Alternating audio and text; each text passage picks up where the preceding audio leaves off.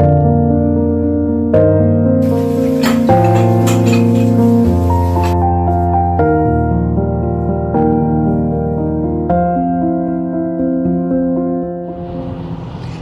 morning. It is Tuesday morning and I am headed to work as I do every Monday through Friday, and I am going to have an amazing day because you are coming along with me and sharing in the experience. And I'll share with you some of my secrets to having and practicing self-care while I'm at work. Shh, shh, shh, don't tell anybody. It is totally snow on the ground outside, and I have got my butt air conditioner on. You know what I'm saying? That was supposed to be heat. I started getting hot. Felt like I was having cinnamon buns in here. I tried to mess with them buttons while I was driving down the interstate in the Midwest, and all of a sudden I put my air conditioning on. I was freezing my behind. Oh my gosh. Okay. All right. So I made it to work, and I'm here. I'm safe. And we are going to get in there, and it's going to be a productive day. Boom. Now, if you work around a bunch of people that can be negative, I know, I get it. There's a Susan and a Karen in every building that I work. I'm just letting you know. I work in a highly intense environment. So what I do to handle and to create more of a self-care practice for myself is when I go into that office, I know, and you do too, you know those people that are negatives, negative Nancy's, and you know those people that are positives. And it can be hard to chase them positive people down, and sometimes I ain't in the mood for them either. But I will say this, when you're engaging, when you're interfacing with people on a daily, that you know that there's two types of personalities, one that you really appreciate, those cheerful, if you're in the mood for it. And then those people who are just grumpy and negative. If you're wanting to avoid those grumpy, negative people, but you know you can't because, you know, negative Nancy, she works in accounting, and you know you're going to have to walk into the accounting every afternoon on Friday.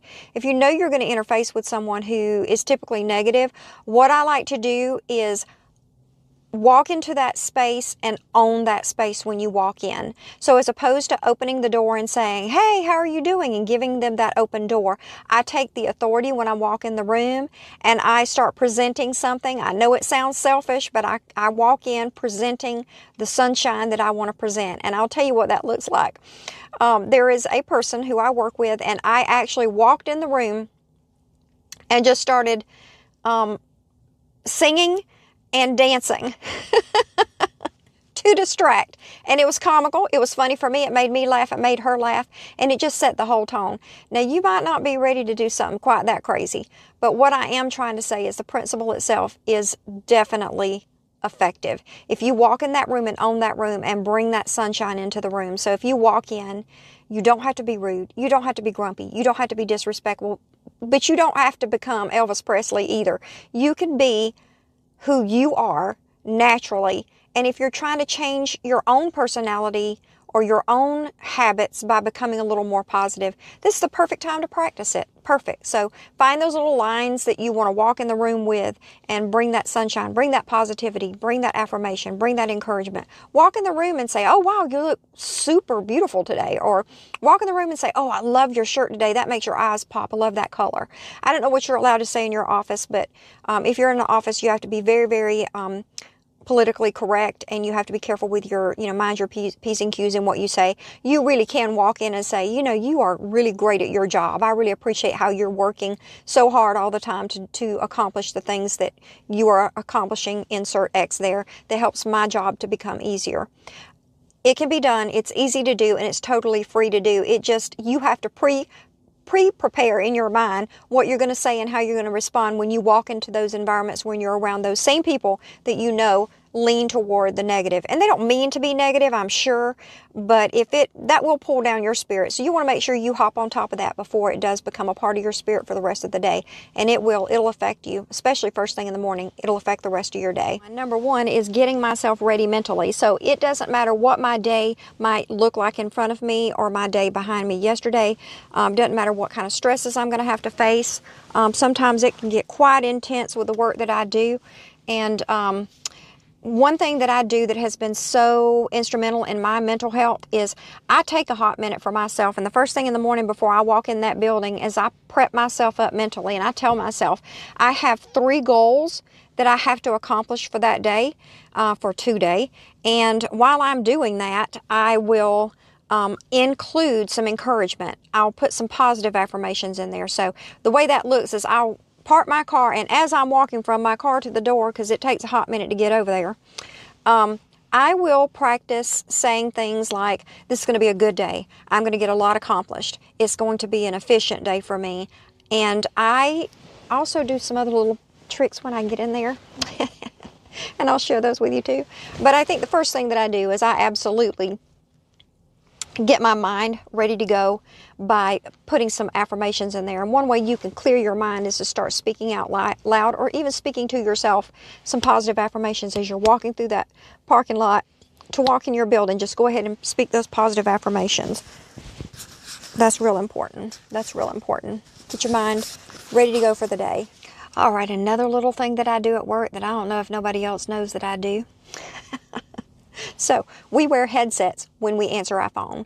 I do not have to keep a headset on because my job looks a little bit more like administrative, working on medical records, going out into the field and meeting with people, driving some people around.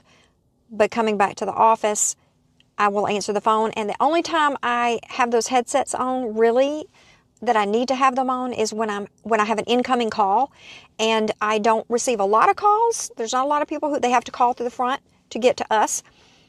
So we're not problem solving in that capacity. So we just need to receive phone calls occasionally.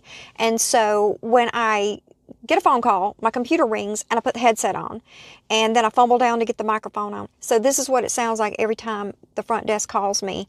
It's like this. Ooh, oh, good. Oh, this is Tammy. This is Tammy. This is Tammy. And they're laughing. I embrace it. It's comical. I got you. But when I do get the headset on my head, I receive the phone call, do the phone call, and then I can take the headset right back off. And hours may go by that I don't receive a phone call again. So what I do to practice self-care is I put my headset on, I flip the microphone up, and I put YouTube on my secondary. I put it in a small little spot, but I'll pull up YouTube and I will go to like ambiance, music, country, sometimes it's heavy metal, sometimes, don't tell nobody, sometimes it's just some really pretty background imagery with classical music. I really do like classical music, but I change it up. I'll find a fireplace during the winter, during the summer I'll do beach scenes, and I just do something that if I hear it and I'm listening to it, it's soft, it's comforting, it's encouraging, it's what I need in that moment. And then the scenes are the same way. I'll do beaches, Christmas, Halloween. I just do whatever as the seasons change, as my emotions change.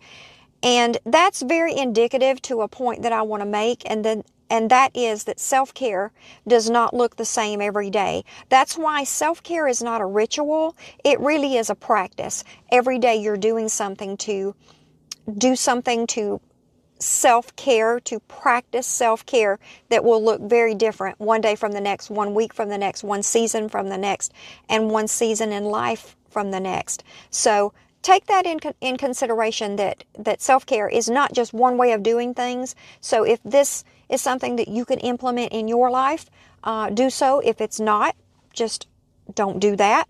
But maybe the concept itself of what I'm doing could work as a framework for you.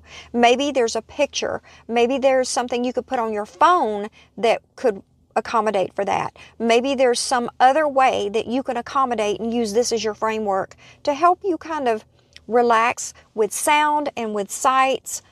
Sometimes I take essential oils, so smells. Sometimes I take sweet treats, so something that I can enjoy, something I can taste. Whatever that looks like for you in that moment that can give you that practice of self-care. So comment down below some of the things that you do, because I'd be so curious to know, what are some of the things that you do? I would be tremendously curious to hear some of your creative ways on how, when you're at work and you're not telling anybody, what you do in order to self-care and practice that self-care and get your nervous system regulated on a regular, just kind of comment down below. I'd love to hear that.